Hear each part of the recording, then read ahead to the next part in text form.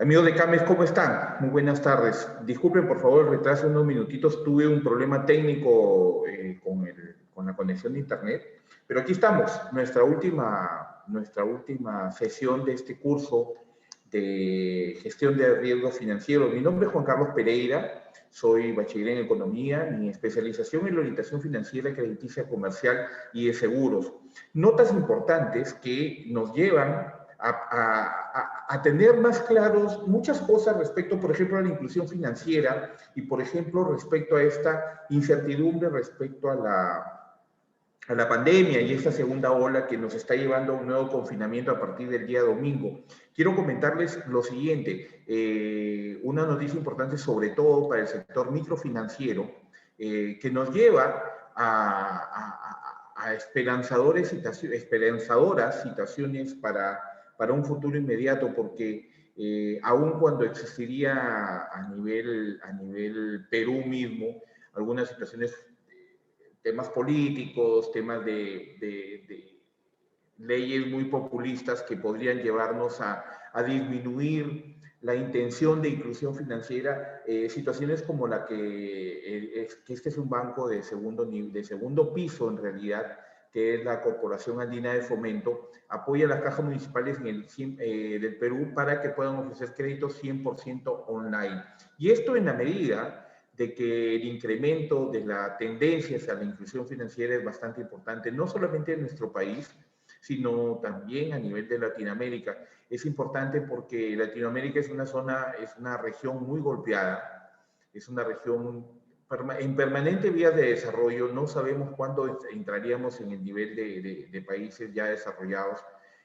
Tiene que ver con nuestra idiosincrasia, con nuestra política, hasta con el territorio, que imposibilita en muchos casos, como por ejemplo lo veíamos en el artículo del señor Tamayo de Pyme Credivisión hoy día, que muchos de los inconvenientes para que la inclusión financiera sea efectiva es precisamente el poder llegar con los productos financieros a zonas muy alejadas, como sucede permanentemente en nuestro país.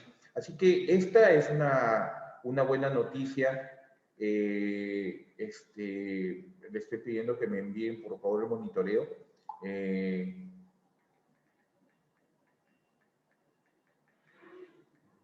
Permíteme, por favor.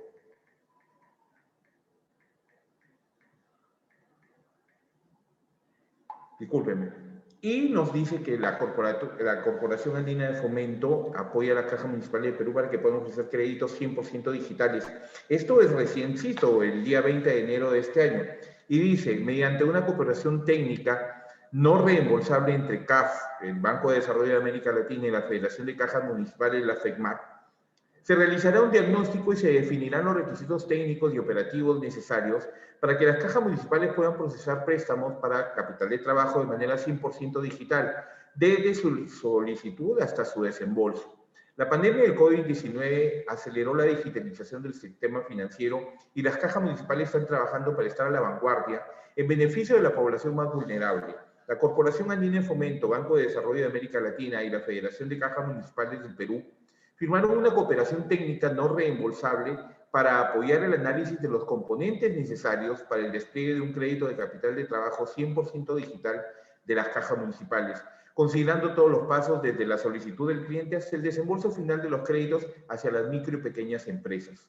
Las cajas municipales del Perú, por su enfoque en microfinanzas y su penetración en las zonas menos atendidas por el sistema financiero y al interior del país, han reconocido la importancia de desarrollar de manera conjunta un producto de crédito 100% digital para llegar a la población actualmente excluida o subatendida de manera más eficiente. En esta iniciativa combinamos la experiencia de evaluación del microcrédito de las cajas con la innovación financiera digital que impulsamos en la Corporación Andina de Fomento para promover la creación de soluciones hacia la gestión de los microcréditos para capital de trabajo que contribuye a que las cajas operen en pleno contexto de pospandemia a partir del 2021, aseguró Manuel Manaret, representante de la Corporación Andina de Fomento en el Perú. Por su parte, Fernando Ruiz Caro, presidente de la Federación de Cajas Municipales, resalta que esta iniciativa forma parte de una visión general de la transformación digital bajo la estrategia de atender necesidades específicas de servicios especializados hacia las MIPES a nivel nacional. Caja Huancayo, Caja Cusco, Caja Mainas, Caja Paita y Caja Ica participarán en la implementación del piloto del proyecto digital, que surgirá del análisis de las capacidades operativas, funcionales y económicas de las cajas, más los requerimientos técnicos mínimos para cumplir con regulaciones, seguridad, biometría, documentación digital y custodia, así como las barreras de tipo social, tecnológicas, educativas y de negocio que deben considerarse en el diseño de la solución y alternativa de implementación. El programa de inclusión financiera de la Corporación Andina de Fomento promueve la calidad de los productos y servicios financieros entendida como el grado de satisfacción de los clientes con los servicios ofrecidos por el mercado. En este caso, instituciones microfinancieras, mediante el apoyo al desarrollo de productos y servicios financieros innovadores centrados en las necesidades de sus clientes. Un aplauso para esto, porque de verdad que es una iniciativa muy buena y nos conlleva a desarrollar mejores alternativas y de mejor manera el tema, permítanme por favor, el tema de la inclusión financiera como una perfecta alternativa al desarrollo social y financiero del país. Muchas de las entidades no pueden llegar, el Estado no llega a zonas muy lejanas, muy remotas del país, y esto hace que muchos productos no se puedan desarrollar, que muchos negocios al interior del país no puedan tener el desarrollo tan importante que se necesita para salir sobre todo de esta crisis en esta pandemia que hace todo mucho más complicado. Nota importante de la Corporación Andina de Fomento que nos lleva a tener mucha esperanza en que la inclusión financiera se desenvuelva oportunamente en nuestro país. Vamos a completar nuestra conferencia. Hoy día estábamos explicando el tema de la contabilidad de costos, y veíamos que ofrece distintas herramientas para controlar todo tipo de gasto del negocio. Sabremos que gastamos el dinero, en qué gastamos el dinero y cómo evolucionan estos costos. A todo esto es importante saber que estas herramientas de gestión financiera nos deben llevar a generar una posibilidad de mejorar nuestra orientación al cliente, porque esta orientación al cliente permite que tú prácticamente lo conduzcas hacia una permanente formalización, porque ya que el cliente tenga la posibilidad de un manejo por lo menos medianamente por lo menos entendido de estas herramientas financieras, permitirá que la gestión de su negocio sea cada vez mucho mejor. Y como cuenta con un apoyo permanente de parte tuyo como asesor de crédito, como analista de crédito, como agente en general del sistema financiero, podrá recurrir a ti ante cualquier duda o toma de decisión importante que requiera realizar para poder llevar a cabo cualquier gestión dentro de su negocio. Es importante que la realización de la contabilidad de costos supone grandes beneficios para cualquier organización en general. De manera resumida se trata, y eso es algo que les decía en este ejemplo del arroz con pollo, de la patita con maní y del tallarín verde con bistec. De manera resumida se trata de llevar a cabo un análisis minucioso de los costos de producción, de distribución, financiación y la administración para después procesar toda esta información. Esta contabilidad analítica o interna, como también se le denomina la contabilidad de costes, permitirá obtener información financiera y no financiera comprensible, comparable y útil para el proceso de toma de decisiones de la compañía. Además, para evaluar la eficiencia empresarial y optimizar las estrategias comerciales. Y ya lo decíamos, o sea, estoy haciendo un recordario de lo último que vimos en la sesión del mediodía, porque es importante saber que en este camino de orientación, en este caso, ya vimos la evaluación crediticia, ya vimos la gestión del riesgo en general, del riesgo crediticio, el manejo de las herramientas financieras y bajo las características con que las presentamos hoy día en la sesión del mediodía, en las cuales no requieres demasiado conocimiento, no requieres demasiada complicación para realizarlas. Es importante que esto, que podemos realizarlo profesionalmente nosotros, se lo traslademos al cliente. Porque, imagínate, parte de esta tan ansiada inclusión financiera es que el cliente tenga el manejo de su negocio.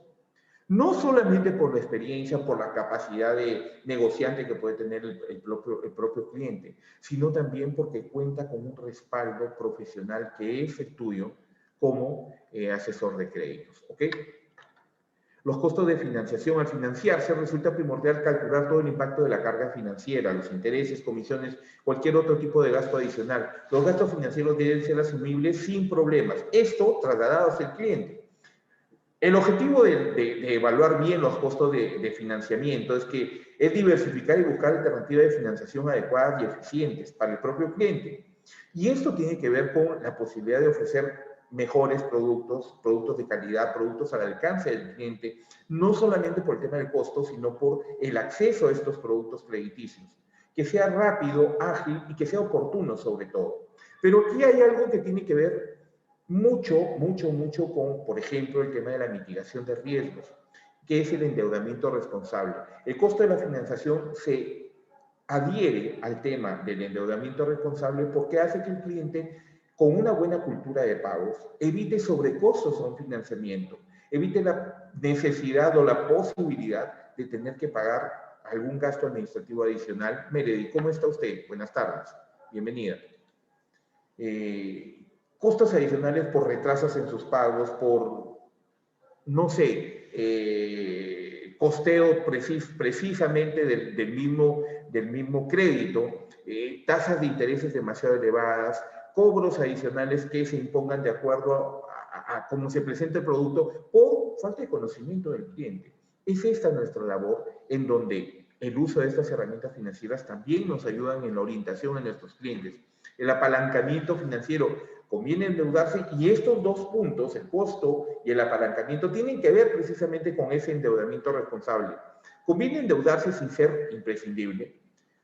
Puede ser factible cuando la rentabilidad que nos ofrece este dinero supera la rentabilidad de los recursos actuales más el costo de ese financiamiento. Es decir, si aplicas una buena evaluación crediticia y determinas, y eso, por ejemplo, llega inclusive al nivel de comité de crédito, porque el comité de crédito tiene que evaluar no solamente el cuento que le llevamos a contar, sino también los números de esta evaluación y que si son congruentes con lo que se requiere para el procesamiento de esta operación crediticia. Es decir, termina siendo oportuna la aprobación de un crédito, aún sabiendo que la rentabilidad de esta operación crediticia o la rentabilidad del negocio que se está arrojando es menor que la tasa de interés. ¿Te das cuenta? Por eso es importante que la evaluación crediticia basada en la mitigación de riesgos te lleve a obtener eso que veíamos, que vamos a ver en un ratito más, denominado como indicador financiero, porque el indicador de rentabilidad te va a proporcionar no solamente la idea de que el cliente gana o no gana, no solamente es eso, el margen de ganancia individual viene a ser la rentabilidad por cada uno de los productos. Y eso es, hay que verlo y a ver, es imprescindible que se lo haga saber al cliente porque debe tener una visión micro cuando obtiene el margen de ganancia por cada producto y una visión más macro cuando ve la rentabilidad del negocio. Porque cuando ve la rentabilidad del negocio ya está involucrando los márgenes individuales de cada producto, los costos fijos y variables que tienes para desarrollar el negocio, está observando el capital de trabajo, la rotación de inventario, los márgenes de venta, los costos de venta. Entonces, como un indicador macro, la rentabilidad también necesariamente tiene que ser comparada con la tasa de interés del posible crédito a otorgar al cliente. Porque de nada sirve tener una rentabilidad de 15 y el crédito le está costando 18. No tendría sentido otorgarle el crédito. No va a poder ser, porque no va a poder llegar a cubrir la posibilidad de pago y estarías incurriendo en un peligro de incremento del riesgo.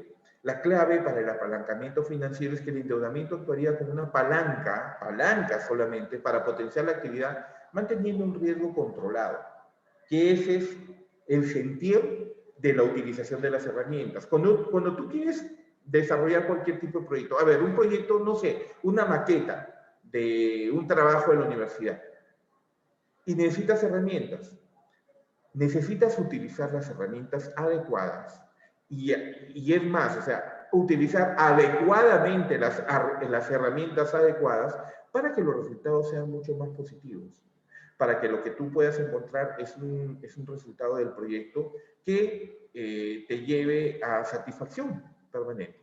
¿Ok? El fondo de maniobra.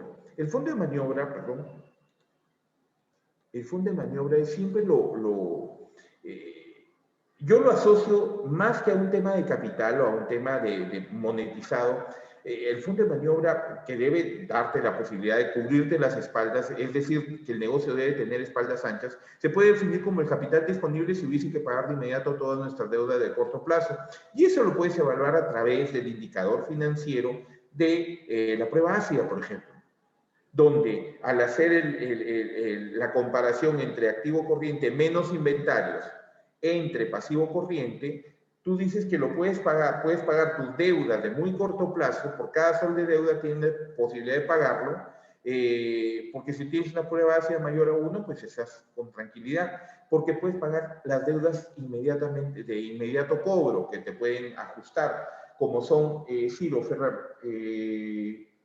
queda Ciro, buenas tardes, queda Ciro la grabación en la página siempre, la puedes encontrar permanentemente. Es un gusto que estés con nosotros. Si por algún motivo no nos puedes acompañar en toda la charla, siempre queda grabada, no hay ningún problema. Igual la puedes solicitar. Estoy cualquier cosa, estamos a sus órdenes. Entonces, por ejemplo, la aplicación de un indicador como la prueba ácida te lleva a poder a determinar que tiene la posibilidad de pago de cobros inmediatos por deudas de muy corto plazo, proveedores o una deuda de capital de trabajo. Esencialmente, la prueba ácida se utiliza para saber si puedes pagar a un proveedor que te dejó la mercadería ayer y hoy día viene a cobrar. Si es positivo, es una buena señal de solvencia, obviamente. O sea, si te sale 1 mayor a 1, tienes la posibilidad de que por lo que te sale es para pagar por cada sol de deuda que tienes de muy corto plazo.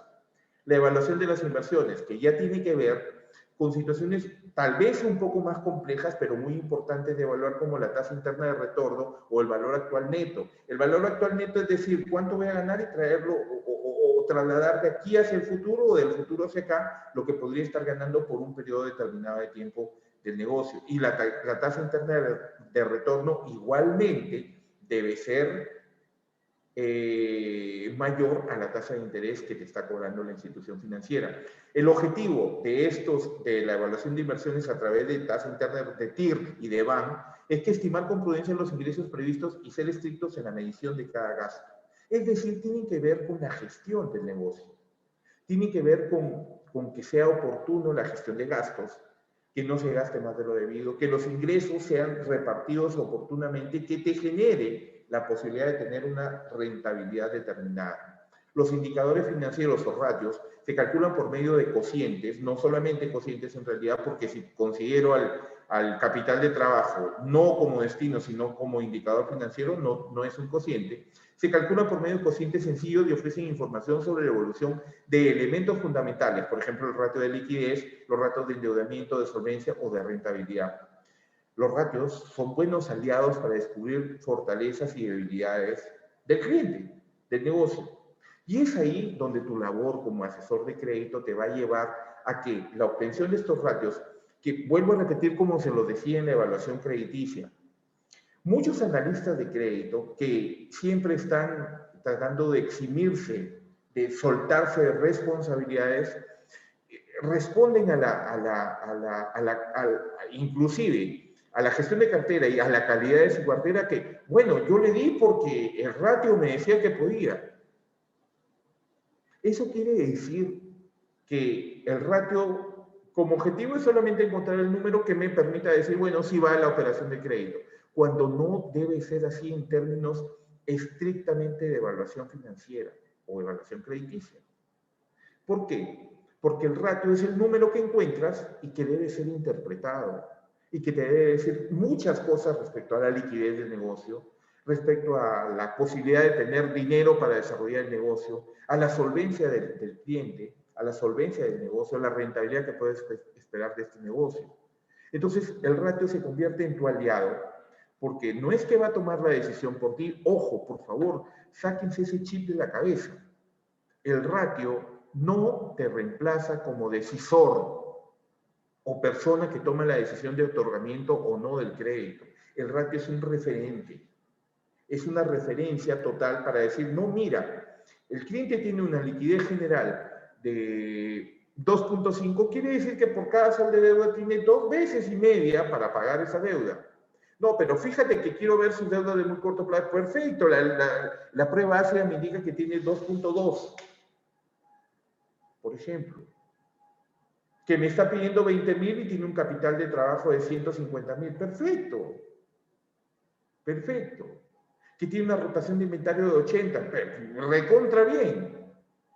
¿Me entienden? Y eso te debe ayudar a poder determinar situaciones que tienes que explicarle a tu cliente para mejoras o para mantener ese estándar y también para presentárselo oportunamente al comité de crédito. Además, fíjate lo que acabamos de encontrar y lo que espero que ustedes se hayan dado cuenta, no lo quería decir en términos efectivos, pero estamos encontrando que los indicadores financieros nos ayudan mucho con el FODA, porque podemos encontrar fortalezas y debilidades del negocio, del cliente, de la gestión y hasta de la misma operación crediticia. Si nosotros trasladamos la oportunidad de hacer un FODA personal hacia nuestros clientes, les aseguro,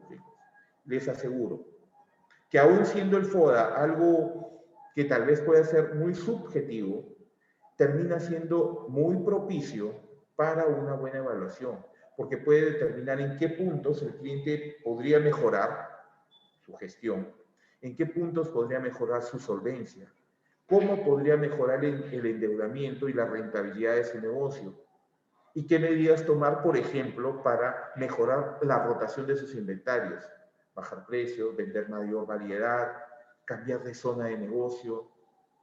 O sea, todas estas herramientas financieras te deben servir para eso. Qué flojera, Juan Carlos. A mí me contrataron para otorgar créditos. Sí, pues, pero tu labor de otorgamiento de créditos, operativamente hablando, depende de los objetivos primarios, cliente y mitigación de riesgos. Porque de qué me sirve que coloques y recontra bien coloques un montón de créditos y a partir del siguiente mes vas a tener problemas de cartera. Que fíjense ustedes, cuando veamos en gestión integral de riesgos, cuando analicemos el tema de las cosechas, te vas a dar cuenta que las cosechas te llevan a analizar por periodos el tema de la gestión de la cartera y cómo está la salud de esa cartera. Y te vas a dar cuenta que o eres bueno o eres malo. Así de simple. Porque un analista bueno tiene una buena cartera de créditos. Y esto de ser bueno o malo responde a la calidad de tu trabajo, a la solvencia con que enfrentes el poder, por ejemplo, interpretar los indicadores financieros, el poder generar un buen fondo de maniobra para el cliente ante situaciones inesperadas, como por ejemplo, imagínate que el 100% de tus clientes hayan contado con tu asesoramiento hasta el 16 de marzo del 2020 con la previsión de contar con un fondo de maniobra. Te aseguro que del 100% de tus clientes y a los cuales en este momento, sin haber pensado, por ejemplo, en estas herramientas de gestión financiera, ¿a cuántos reprogramaste de tu cartera? 60, 70% de tu cartera, que es el promedio, entre 54 y 72, 73% en promedio, banca y microfinanzas, han sido el alcance con picos en el mes de junio por el tema de las reprogramaciones. ¿Cómo va a dispararse ese pico ahorita que entramos a nuevo confinamiento? ¿Ok? Pero hubiera sido necesario de arranque reprogramarle las deudas si hubiera tenido este tipo de manejo de herramientas financieras, tu cliente, contigo, de asesor. Porque te aseguro que si el cliente hubiera contado con un buen fondo de maniobra propiciado a partir de tu asesoramiento, de repente en este momento que ese fondo de maniobra lo apalancó, digamos, de una manera determinada para ese periodo, digamos, de la primera ola, y que ahorita lo hace tambalear porque no lo comenzó a regenerar ese fondo de maniobra, recién podrías estar planteando una primera reprogramación en este momento para tu cliente. Cuando en este caso hay muchos clientes que ya no pueden gozar de eso, al menos las instituciones financieras ya no, ya te reprogramé 2, 3 veces el 2020, ya no podrían hacerlo, pero dadas las circunstancias creo que lo van a tener que hacer. Imagínate la carta que hubieras jugado bien con tus clientes si hubieras trabajado esto de perfecta manera. La disculpa, la salida podría ser que Juan Carlos, discúlpame, yo soy asesor de crédito, no soy analista de riesgos. Perfecto, totalmente de acuerdo con ustedes. Pero es necesario manejar esto, porque ya sabemos que la gestión integral de riesgos no le exime a nadie. La gestión integral de riesgos debe ser cumplida inclusive por el vigilante, por el personal de servicio de la institución financiera, porque cumplen un determinado rol dentro de la gestión de riesgos. Imagínate tú que estás en la primera línea de defensa dentro del control interno, no cumplir con todas estas cosas.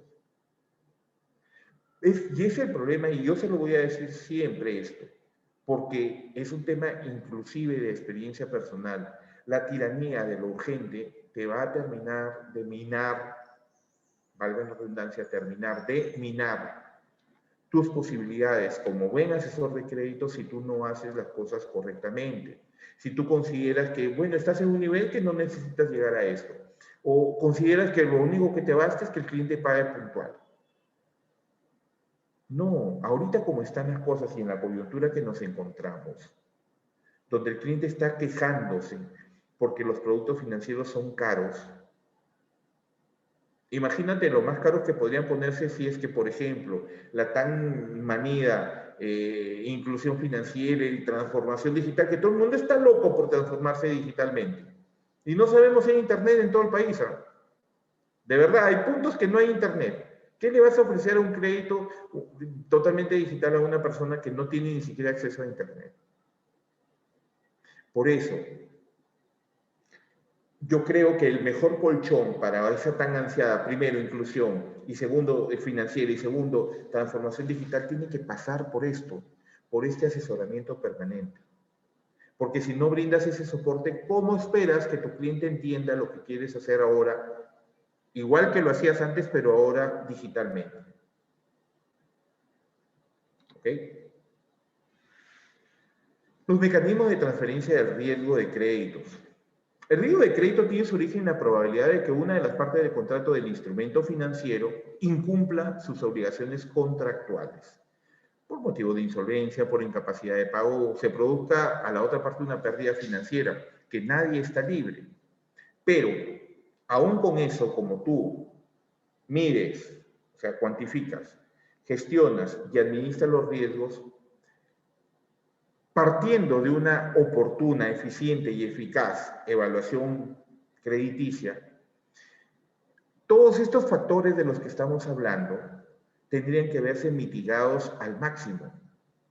Y la mitigación, vuelvo a repetir, porque no existe riesgo cero, no tiende a buscar desaparecer el riesgo va a estar, el riesgo va a estar, pero debe tender a que el impacto de la pérdida o la severidad del monto en pérdida siempre sea el menor, o de ser posible que sea cero, porque eso sí podemos reducir.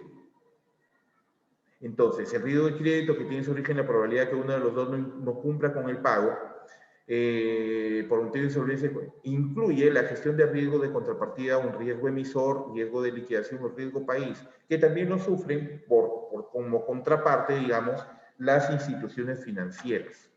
¿Ok?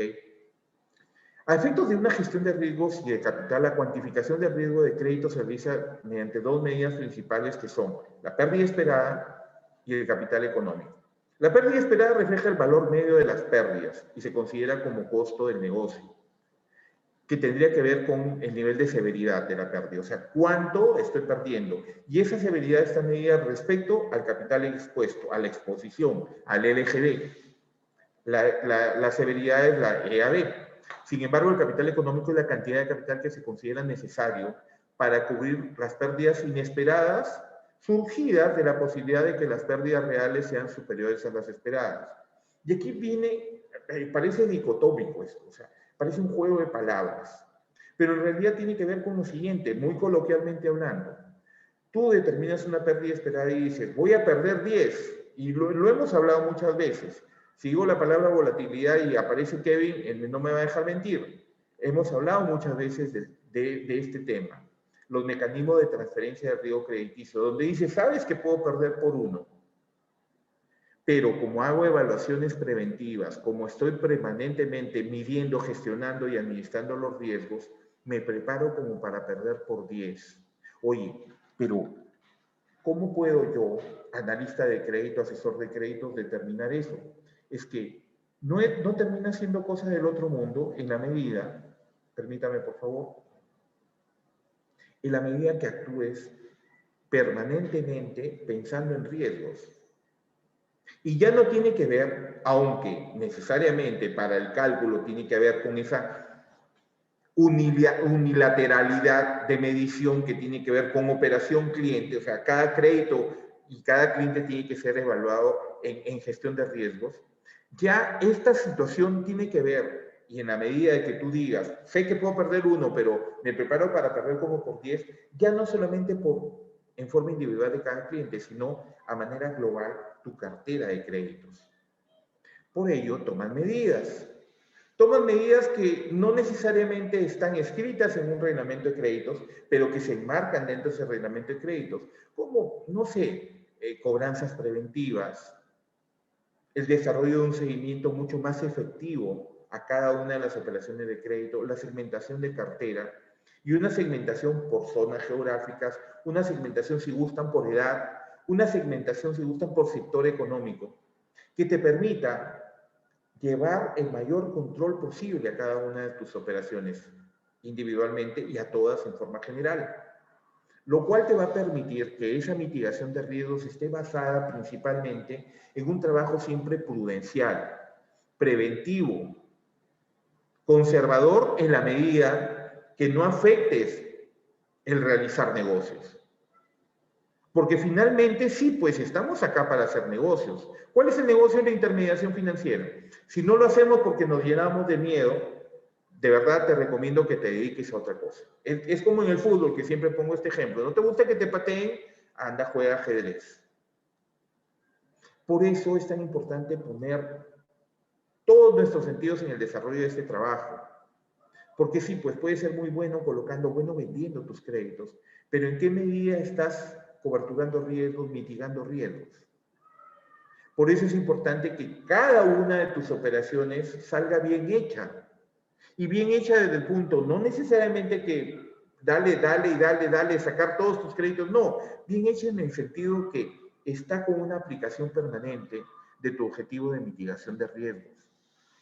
Y si vas a mitigar individualmente, te aseguro que vas a tener el éxito de que tu cartera sea sana.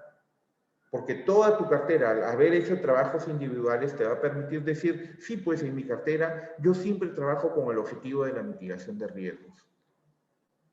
Y sobre todo, atendiendo el requerimiento de los organismos internacionales, los acuerdos internacionales como Basilea, dice que se considera, sin embargo, el capital económico es la cantidad de capital que se considera necesario para cubrir las pérdidas, que ese es uno de los pilares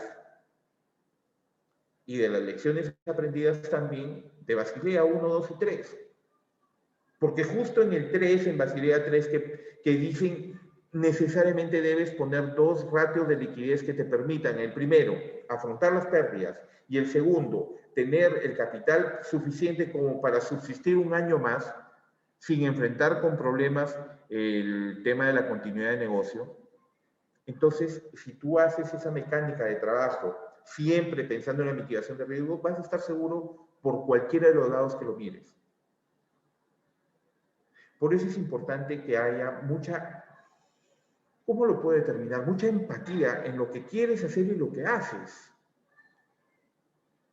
Que te llenes tú mismo del entusiasmo para hacer las cosas bien. Que no tengas ningún problema en que tienes que dedicarle 10, 15, 20 minutos, media hora más a este expediente, pero con la finalidad de que salga bien realizado. La definición de morosidad y posiciones deterioradas. La clasificación de activos financieros deteriorados por razones distintas de la morosidad del cliente se realiza en forma individual. para todos los riesgos, incluyendo el importe individual, que sea significativo y que presente dudas razonables sobre su reembolso total, en los términos pactados contractualmente. Es decir, yo me determino por esto y me ciño a estos términos. No puedo ir más allá, ¿ok? Pactados contractualmente, ya que muestren una evidencia objetiva del deterioro que pueda afectar de forma negativa los flujos de efectivo esperados en un instrumento financiero. Se refiere a que tú tienes una proyección de ingresos, por ingresos precisamente financieros, y que estos se pueden ver afectados por el incumplimiento, por ejemplo, de pago. ¿Ok? Por ejemplo, las dificultades financieras significativas del deudor, que tienen que estar permanentemente sujetas a la evaluación. Y esto ya, fíjense ustedes que veíamos el tema de las herramientas financieras, ¿para qué? Para la gestión, es decir, la evaluación crediticia, entre otros, y también la evaluación de tu cartera, que es lo que veíamos ahorita inmediatamente antes, cuando veíamos el tema del traslado de la responsabilidad del riesgo al capital y al deterioro del mismo. Ahora tiene que ver precisamente con el seguimiento de la cartera. Porque es importante que te des cuenta. El trabajo que realices asesor de crédito tiene mucho de trabajo de campo. Y ese trabajo de campo, bien realizado, es decir, cubriendo todas las funcionalidades que requiere tu puesto de trabajo, es decir, que realices promoción, que realices evaluación, que realices seguimiento, esto encaja dentro del seguimiento porque debes estar viendo qué está pasando con tus clientes y si están respondiendo a la evaluación que diste, primero, si cumplieron con el objetivo del destino de crédito, segundo, y tercero, si el flujo de caja que tú elaboraste se está cumpliendo en estricto de acuerdo al análisis de sensibilidad que también le aplicaste a ese flujo de caja. Y esa permanente revisión te va a llevar a ese efectivo seguimiento y saber cuándo el cliente podría tener problemas. Si pasa por su negocio y lo encuentra cerrado, ojo, ¿qué pasa acá? Vas y averiguas. Y regresas a tu oficina y averiguas, de repente tienen un problema financiero, entras a centrales de riesgo, a buscar reportes, a llamar a vecinos, ¿qué está pasando con el cliente? Retrasos continuados en el pago de intereses o principal, cuando las deudas se determinan para pagar, no al rebatir, sino te pago esta parte en intereses, te pago esta parte en capital. Refinanciaciones por condiciones crediticias de la contrapartida, porque ya una refinanciación te está ocasionando niveles de pérdida. ¿Por qué? Porque al refinanciar necesariamente lo vas a poner o lo vas a alinear al cliente en la calificación de deficiente, que ya tiene una provisión, sobre todo para pymes, del 35 o 65%. Ya está generando posibilidades de pérdida para tu institución y también para el deterioro de tu propia cartera de clientes. Se hace probable la entrada en concurso de otro tipo de organización. Ya estamos hablando de temas mayores cuando suceden estos problemas. La desaparición del mercado activo de un activo financiero por dificultades financieras. Datos observables que indiquen una reducción en los flujos futuros desde el reconocimiento inicial, tales como cambios adversos en el estado de pagos. El cliente de pronto te llaman tú trabajas en Sullana y te llaman de Piura, oye, tal cliente veo que es tu cliente. Sí, claro, cómo no. Oye, ¿qué tal está? A mí me paga puntual. Oye, fíjate que conmigo está teniendo retrasos permanentes. Ya es motivo de alerta y motivo de evaluación. Condiciones económicas nacionales o locales que estén correlacionadas con default, con desempleo, por ejemplo, caída de los precios. Eso tienes que estar atento. Por eso, nuestra labor tiene que ser holística, tiene que ser integral. Tú debes saber cuánto cuesta el precio de la gasolina, de la papa, del arroz, leer tus noticias diariamente. Tú ni te enteraste. A ver, por ejemplo, un problema grave. En mi época en Caja Metropolitana, cuando yo ya estaba en la oficina principal, se dio lo que pasó en el mercado de la Parada. Tenía algunos clientes en el mercado de la Parada. Tenías que comenzar a gestionar la posibilidad de que no te entren en mora o que no te generen pérdida. Vas con una reprogramación, una posible refinanciación, vas a ver qué pasa. Lo mismo en Villa El Salvador, cuando comenzó a quemarse el mercado de la chanchería. La Caja Metropolitana, yo estaba en la oficina de Villa El Salvador, tenía clientes ahí. A Dios gracias no eran muchos. Y de los que se habían afectado, en general, teníamos bastantes clientes en ese mercado, pero la parte afectada no había afectado a muchos de nuestros clientes, con los cuales, o los pocos que se vieron afectados, tuvimos una reacción rápida y reprogramamos la deuda, reestructuramos y todos felices y contentos. pero tomas acciones rápidas. Por eso es importante que estés atento, no estés esperando que sea el jefe de créditos el que te diga, oye, el sector abarrotes está en problemas, toma medidas. ¿Te das cuenta? Ese es el trabajo integral, holístico de nuestra chamba como asesores de crédito, como analistas de crédito. La gestión del riesgo financiero a partir del retorno del capital ajustado al riesgo, por sus siglas en inglés, se llama RORAC. El planteamiento básico del RORAC es que a mayor riesgo asumido, mayor capital expuesto en una determinada actividad, más elevada debe ser la rentabilidad que esperas exigida a este capital para poder así alcanzar la rentabilidad objetivo fijada al capital utilizado. El sistema de asignación de capital fijará mayores necesidades de recursos propios para aquellas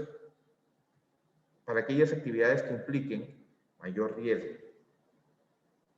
Repito, el sistema de asignación de capital fijará mayores necesidades de recursos, es decir, para esta actividad, no sé, voy a segmentar. Para esta actividad económica se requiere tener una bolsa para colocar de tanto. No, ¿sabes qué? Dame un poquito más.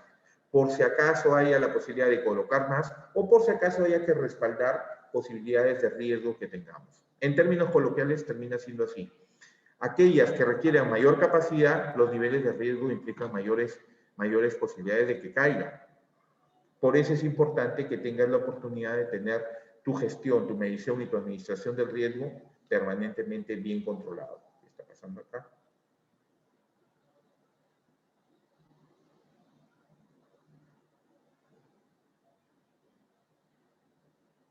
¿Ok?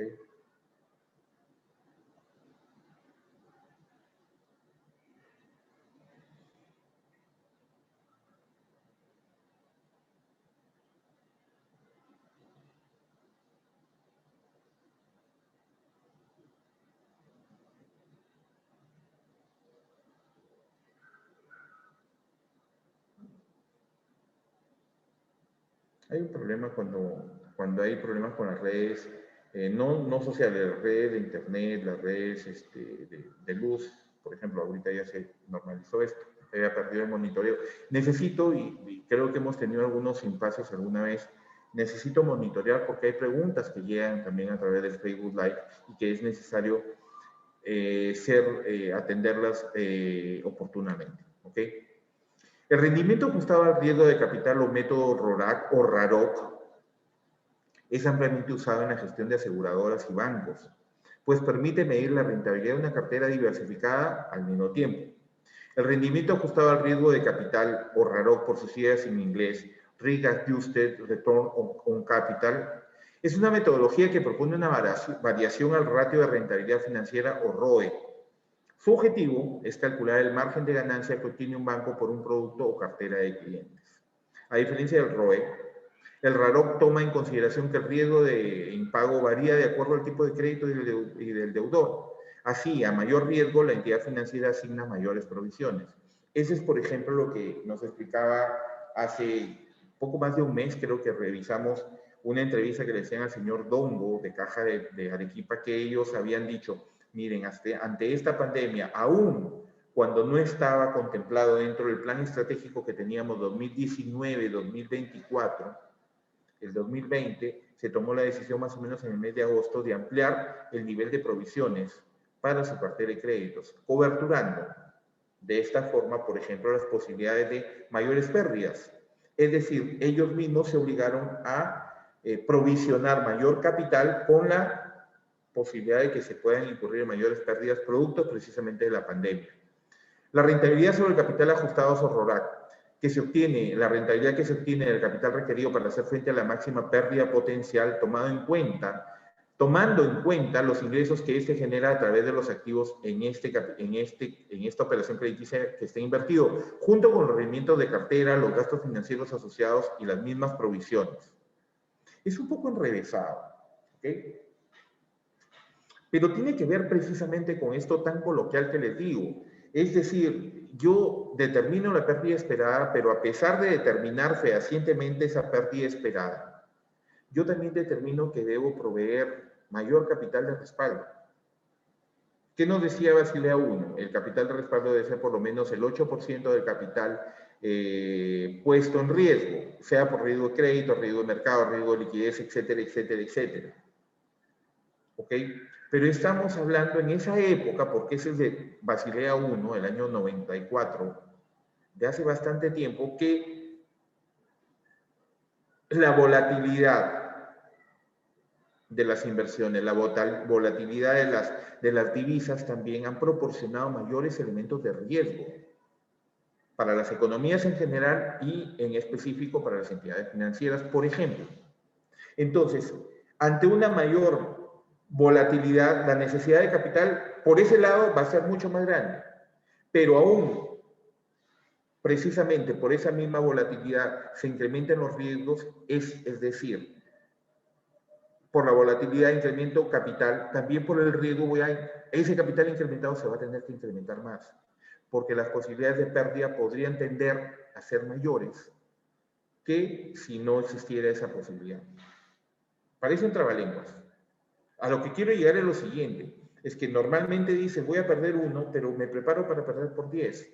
Y prepararse para perder por 10 genera ese capital, patrimonialmente hablando, pues que te sea posible afrontar las pérdidas, cubrir las pérdidas y aún así, de acuerdo a lo que pide Basilea III, tener la posibilidad de no tener problemas con la continuidad del negocio. ¿Ok? ¿Cuál es el objetivo del RAROC o del RORAC? El objetivo del RAROC o RORAC es estimar la rentabilidad de una actividad financiera con mayor precisión que el ROE. Lo que pasa es que el ROE, en términos de RORAC, el ROE es mucho más amplio. El RORAC dice, es el capital asignado a créditos de capital de trabajo para el sector abarrotes. O sea, el cálculo de las necesidades de capital para coberturar pérdidas a través del RORAC se hace mucho más específicamente, inclusive hasta por cliente operación. Porque a ese nivel de especialización o de especificación te va a proponer tener la base para que seas mucho más efectivo en esa cobertura del capital en pérdida o en exposición y que se puede convertir en pérdida, e inclusive la severidad de la pérdida. ¿Me entiendes? El ROE no, el ROE te ve con un solo proyecto. ¿Podrías hacerlo? Sí, pero no va a ser tan eficiente hacerlo por las métricas que tiene o los elementos o las variables que utiliza para esa métrica. En cambio, el RORAC no, tiene la métrica adecuada para determinar operación por operación, sector por sector, tipo de crédito, destino que tenga cada operación y lo hace con mayor precisión por ROE. Por esa razón se incluye el riesgo de crédito, porque es decir, la probabilidad de que los clientes no devuelvan todo el préstamo recibido. Porque dentro de las variables a aplicar, dentro de la medición, la cuantificación del RORAC, tiene que ver el tiempo en esa base de capital colocado, tiempo para la devolución. Y sabemos, teniendo, por ejemplo, tasas de interés a rebatir, que ese cruce va a llegar en un momento a un punto de equilibrio donde ya no va a pasar ningún problema si es que los clientes siguen cumpliendo en esa tendencia de cumplimiento. ¿Me puede estar enredando un poquito más para ustedes? Sí, pero es bastante sencillo. Porque entre las variables principales que son el tiempo de exposición, el capital expuesto, la severidad de pérdida que puedas tener, y con eso, calculado a través de la metodología del RORAC, dices que puedo determinar esos riesgos producto por producto, cliente por cliente, lo cual te hace más eficiente la métrica, la medida. La utilidad de este ratio está en que permite distinguir entre el rendimiento obtenido por diferentes productos. En el caso de los créditos empresariales, por ejemplo, la posibilidad de impago, el factor de pérdida o posibilidad de default de las pérdidas esperadas es mayor en comparación a los créditos de consumo. ¿Por qué? Porque los créditos empresariales corporativos ponen más capital, tienen más capital en riesgo, en exposición. Y más aún, si tenemos, por ejemplo, igualmente dentro de las métricas de medición de riesgo y se aplica el VaR, ¿ok? Si aplicas el VaR que tiene medidas de contingencia, llamémoslo así, nunca me acuerdo el término, entre el 95 y el 99%, para operaciones empresariales siempre se va al término máximo que es 99%. y para términos de operaciones de mucho mayor frecuencia, que son operaciones de menores montos también, se acerca hacia el 95%. ¿Por qué? Porque la necesidad de evaluación es se requiere más rápida para este segmento que para el segmento empresarial. ¿Por qué? Porque al acercarse al 99, la espera por la obtención de resultados de la evaluación no debe llegar a 20 días como máximo tiempo. Para productos empresariales, esa espera puede superar los 100 días. Entonces, las tomas de decisiones se van a basar precisamente en el retorno de la información para procesar y tomar decisiones adecuadas de política, por ejemplo, de estrategias que te lleven a desarrollar mejores mecanismos de mitigación de riesgos. ¿Ok? ¿Qué variables? Incremento de valor esperado, valor actual del mercado se requiere, la pérdida no esperada por disminución del valor también debe ser medida. ¿Qué determinas acá? Costos financieros esperados, rendimientos, capital en riesgo o posible quiebre. Y terminas prediciéndolo. No es como lo determinan ahorita, lo que están haciendo. Se me olvidó. Se me olvidó porque quería referirme ahorita que hablan de quiebra del tema de esta marcha que están proponiendo, creo que es para mañana. Aquellos que no quieren nuevamente el confinamiento para el sábado, creo que es. ¿Ok? El rendimiento ajustado al riesgo de capital, o RROC por sus siglas en inglés, es una metodología que propone una variación del ratio de rentabilidad financiera o ROE. Su objetivo es calcular el margen de ganancia que obtiene un banco por cada producto o por cada cartera de clientes. ¿Qué beneficios? Te permite tener una correcta identificación, medición, monitoreo y control de riesgo que permite a la entidad optimizar el rendimiento sobre el capital social ajustado por cada nivel de riesgo, optimizar las decisiones relativas a su operación, prevenir pérdidas y proteger el capital, por ejemplo. Modelos de medición puede ser un RORAT de liquidez, de capital, de mercado o de créditos. El de liquidez va hacia el análisis de flujos de efectivo, a indicadores de descalce entre activos y pasivos. Descalce cuando no puedes coberturar el pasivo a través del activo. Y la diversificación de la fuente de fondeo. Es decir, no solamente tienes el fondeo por recursos propios, captación de ahorros, sino también por fuentes externas o entidades multilaterales, por ejemplo. El capital, utilizas el RAROC para la medición del riesgo. Para la medición del riesgo de mercado, el valor en riesgo, la identificación de factores de riesgo, la evaluación del portafolio permanentemente y el análisis de sensibilidad y simulación de escenarios.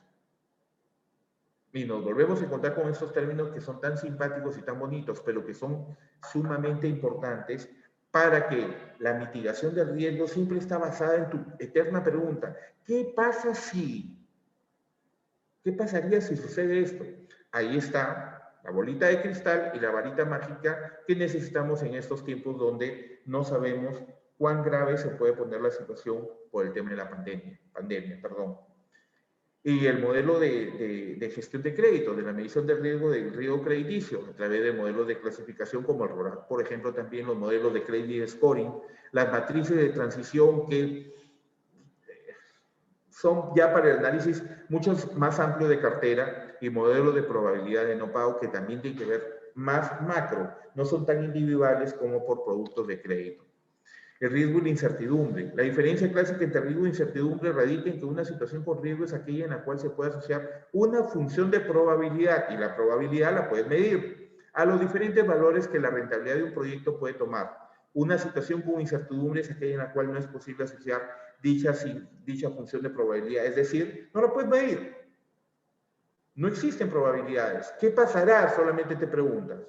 En la incertidumbre. Y en el riesgo, ¿qué tanta posibilidad tengo de que suceda tal o cual cosa? Porque lo puedes medir. La incertidumbre no. Lo que sí puedes hacer con la incertidumbre es que un manejo adecuado de riesgo, de la medición, gestión y administración del riesgo, te permite reducir pérdidas y reducir incertidumbres. El riesgo es la dispersión de la función de probabilidades asociada con el rendimiento, por ejemplo, en este caso, de los rendimientos financieros de una cartera que ha sido colocada oportunamente. La incertidumbre la relaciona con el grado de certeza de que la variabilidad del rendimiento económico se ajuste a una determinada distribución de probabilidades. El sistema subjetivo del riesgo para el ajuste implica el cálculo del valor presente neto de un proyecto, el BAN, para tomar enseguida la decisión del presupuesto de capital a futuro, tirándolo hacia un flujo de caja proyectado en base a la evaluación subjetiva de quien toma las decisiones acerca del riesgo del proyecto a través del rendimiento calculado. Los sistemas de valores esperados, ese sistema implica una utilización de estimados de diferentes resultados posibles y las probabilidades combinadas. Esta clase de sistema algunas veces se denomina el análisis del árbol de decisiones, debido al efecto semejante a ramas, al presentar gráficamente una serie de decisiones posibles a tomar. Los credit scoring tienen que ver principalmente con la asignación de puntajes de acuerdo al comportamiento de pago de cada uno de los clientes, para clasificar a aquellos que solicitan crédito, inclusive a los que ya son clientes de una entidad crediticia, en los tipos de riesgos de buenos o malos. El scoring es una aplicación automatizada que ayuda al empleado de banca a tomar decisiones sobre si aprobar o denegar un crédito.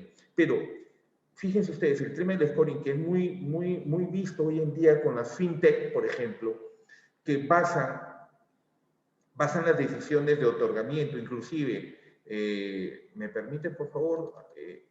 Si me permiten unos minutitos, estamos terminando ya. El scoring es una aplicación automatizada que debe ayudar, no debe tomar la decisión por el ser humano. Porque, por ejemplo, aquellas entidades que solamente basan la decisión de otorgamiento o no de un crédito en el logaritmo o en el algoritmo, aun cuando están entrando en la era de la transformación digital que tanto les gusta a los millennials, por ejemplo, sí es necesario que esto se haga en la medida que se pueda dar una efectiva inclusión financiera. ¿Ok? Estamos llegando al final de este curso como tal, por el periodo de enero. Mañana se inicia una nueva etapa en el curso de gestión integral de riesgos. Hemos cambiado de horario, vamos a ir igualmente los jueves, viernes y sábado en ese curso, desde las 7 a las 8 de la noche y de 9 a 10 de la noche. Agente financiero igualmente va los martes, igual de 7 a 9 de la noche, de 7 a 8, perdón, y de 9 a 10 de la noche, y administración bancaria integral los miércoles en el mismo horario. Si Dios quiere, nos estamos encontrando el día de mañana.